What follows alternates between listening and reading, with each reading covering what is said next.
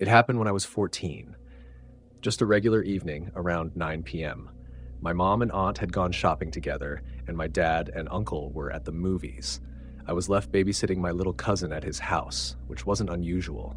We were lounging on the couch, watching cartoons, when this strange feeling started creeping in. You know that gut instinct when something feels off? It wasn't like I heard anything weird or saw shadows, just this slow, gnawing sense that something wasn't right. I tried brushing it off, focusing on the show, but the unease kept getting worse. Finally, I stood up, trying not to freak myself out, and decided I'd check the back door.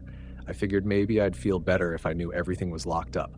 So I walked through the kitchen toward the back door, flipped the lock, and when I turned around, there he was. Through the kitchen window, a man. Gaunt. Dirty. Face sunken like he hadn't eaten in weeks.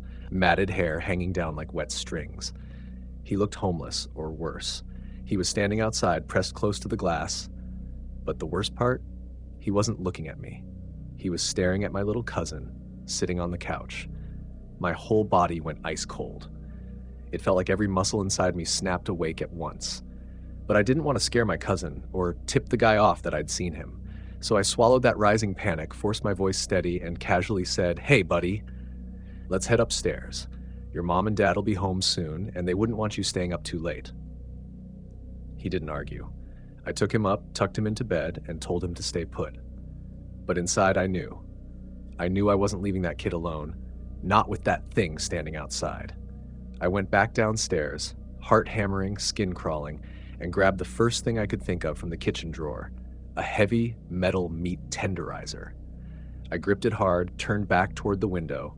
Gone. The man wasn't there. My stomach twisted as I bolted to the front door. I checked the locks, deadbolt and knob, both secure. Still, something felt wrong. I ran back upstairs, meat tenderizer clutched tight, and sat myself down right in front of my cousin's bedroom door. He asked me what I was doing. I told him not to worry, just keep his head down. Then I called 911. They said the nearest patrol was at least 30 minutes out. I called my dad and uncle too, but they were still 45 minutes away, and then a loud crash echoed from downstairs, glass shattering, followed by slow, heavy footsteps, boots on hardwood. My throat closed up. I whispered to my cousin, "Stay calm, stay under the covers, don't make a sound." I sat there frozen, listening as the footsteps moved across the living room, the kitchen, the sound of doors creaking open, first the master bedroom, then the bathroom, each door slamming shut afterward. And then the boots started coming up the stairs. Every creak of the steps was like a countdown in my head. The hallway wasn't long. My cousin's room sat just 10 feet from the stairway landing. He was that close. I sat there, meat tenderizer in hand, heart jackhammering against my ribs, every nerve in my body screaming at me to run. But I didn't move. I heard him pause at the top of the stairs. Another door opened. Another door closed. And then the sound of him going back down. The basement door creaked open. I could hear him descend the steps, and then nothing. 15 agonizing minutes later, flashing lights poured in through the windows.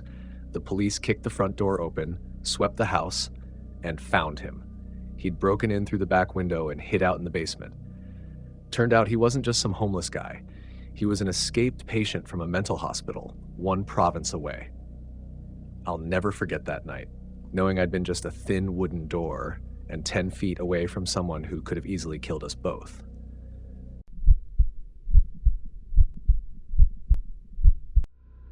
I was 19 when I signed the lease on my first apartment.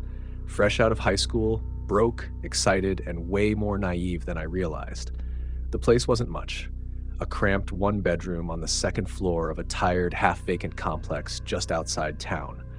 The kind of place where the carpets in the hallway always smelled faintly of mildew, and the mailboxes hung crooked on the wall. But it was mine. I'd been there maybe a month, falling into a routine, early shifts at a hardware store, dollar menu dinners, nodding off on an air mattress with reruns flickering on a secondhand TV. It wasn't glamorous, but I felt grown up. And then came that night. It was sometime past midnight. I remember because I just microwaved some leftover pizza and dropped onto the floor in front of the TV, half watching some late-night comedy. The front door was locked, both the knob and the deadbolt. That was one thing I never messed around with. I always double-checked the locks before settling in for the night. About 20 minutes into the show, I heard it, a soft jingle. It took me a second to realize it was coming from the front door. The unmistakable sound of keys sliding into my lock. At first, I thought it was the TV, maybe part of a scene, but then the deadbolt started to turn. I stared, my mind scrambling to catch up. I hadn't invited anyone over. No friends, no neighbors, no maintenance requests. And yet, right in front of me, the lock slowly twisted, like some invisible hand on the other side of the door was letting itself in. I couldn't move. I sat there, rooted to the spot, gripping a half-eaten slice of pizza like a goddamn idiot. Then, the door flew open. A man stormed inside. Asian, maybe in his late 50s. Short, wiry build, dressed in a button-down and jeans, carrying 2 bulging garbage bags and a couple of beat-up cardboard boxes. He froze for half a second when he saw me, his eyes flashing wide, and then he started yelling. I didn't understand a word of it. Loud, sharp, angry words in a language I couldn't even place. His voice filled the tiny apartment, bouncing off the walls in this frantic, booming echo. I jumped to my feet, stammering. This is my place. What are you doing?" He wasn't listening. He dropped the bags, charged straight at me like a switch flipped. One hand grabbed my collar, the other balled into a fist. He swung hard, catching me square in the jaw. My head snapped sideways. I tried to backpedal, but he held on tight, dragging me toward the door, like I was the intruder. I fought him, trying to pry his hands off, but he was relentless. Somehow, in that blur of fists and shouting, he yanked me into a chokehold. His arm clamped around my neck, tightening fast. I couldn't breathe, couldn't yell. I remember the rush of panic, like the air had turned to ice inside my chest, and then a blur of movement on the stairs. My upstairs neighbor, Tony, I think his name was, came barreling down. He shoved the man off me, knocking him sideways into the doorframe.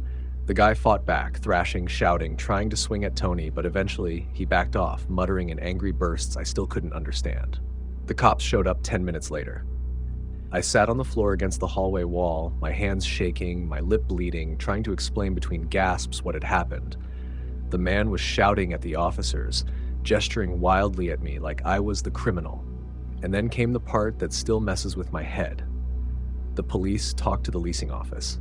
Turns out they'd given him a key. Yeah.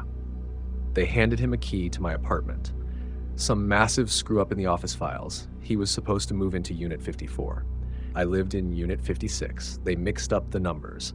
The man had signed a lease, been handed a key, and was told this was his apartment.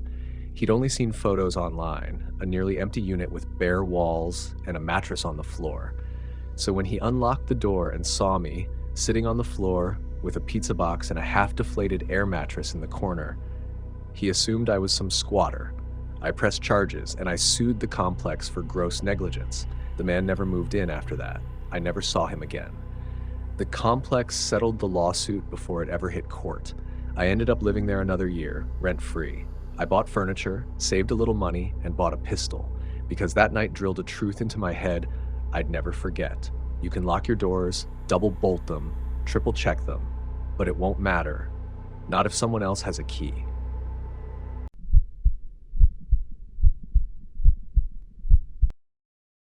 I was 15 the weekend this happened. My parents had gone out of town for a quick getaway, leaving me in charge of my 2-year-old sister. I wasn't nervous, they trusted me, and I'd babysat her more times than I could count. She was a quiet kid. They'd put her down around 8, and most nights she'd sleep straight through until morning. That night started no differently. It was a little after 1 a.m. when I finally sat down in the living room. The house felt unnervingly still, the kind of deep, hollow silence you don't even notice until it's broken. I had a slice of leftover pizza balanced on a plate, a half-watched horror movie playing on the muted TV, the only light coming from the soft flicker of the screen. I remember thinking how peaceful it all felt, how safe. And then, a sharp electronic noise sliced through the quiet. It was sudden, so loud it echoed off the walls, and it sounded like it came from right behind me. I whipped around in my seat, every muscle locking up. It was my sister's toy, one of those bright battery-powered ones with plastic wheels and a built-in speaker that played cheerful little songs. Except this time, it didn't sound cheerful. It was louder. way louder than I'd ever heard it before, like the volume had been turned up past its limit. The melody warped into this garbled, high-pitched shriek that filled the entire house. At first, I just sat there, too stunned to move, staring at the dark hallway entrance, and then it started moving. I heard the whir of plastic wheels grinding over the hardwood floors, slowly, deliberately. The sound wasn't coming from upstairs, where my sister's room was. It was coming from the hallway, leading into the living room. I stood up, heart pounding against my ribs. Peeking around the corner, I spotted it. The toy, rolling across the floor, inching closer. Its lights flashing erratically, that warped music still blasting from its tiny speaker, by itself. I froze. My first instinct was to rationalize. Maybe the batteries shorted out. Maybe it had been left on and rolled off something. Maybe. But that didn't make sense. I knew I'd seen that toy in my sister's room earlier that night. I'd stepped over it when I checked on her before coming downstairs, and her door had been shut. I remembered turning the handle gently so it wouldn't creak. So how? I bolted. I didn't even think. I ran up the stairs 2 at a time, heart thudding in my throat. I flung her bedroom door open. She was there, curled up in her crib, tiny hands clutching her blanket, soft breaths rising and falling. Fast asleep, safe. But the toy, it was still moving, still downstairs. I backed out of her room, grabbed the biggest kitchen knife I could find, and locked myself inside with her. I spent the rest of the night sitting on the floor beside her crib, gripping that knife like it was the only thing keeping me alive. Every sound the house made felt deafening. Every creak of the floorboards, every faint groan of the walls settling shot straight through me. I didn't sleep. I didn't even blink. When the first light cracked through the curtains, I forced myself to believe it had been some bizarre toy malfunction, a glitch, some freak coincidence. And for a while, I believed that. I really did, until a couple of months later. Our landlord stopped by one afternoon to fix a leaking pipe under the kitchen sink, just a normal visit. We chatted about the weather, the neighborhood, and then, right as he was packing up his tools, he said something I'll never forget. With this little smirk on his face, like he was sharing an inside joke, he said, "You know, sometimes I like to hide in the houses I rent out, see if the tenants notice." He chuckled, like it was harmless. I forced a laugh, but inside, my stomach flipped. I don't know if he meant it as a joke or if it was something worse, but I never forgot that look in his eyes when he said it. After that night, I started double locking every door, checking every closet, every dark corner before I went to bed. And I've never trusted a landlord since.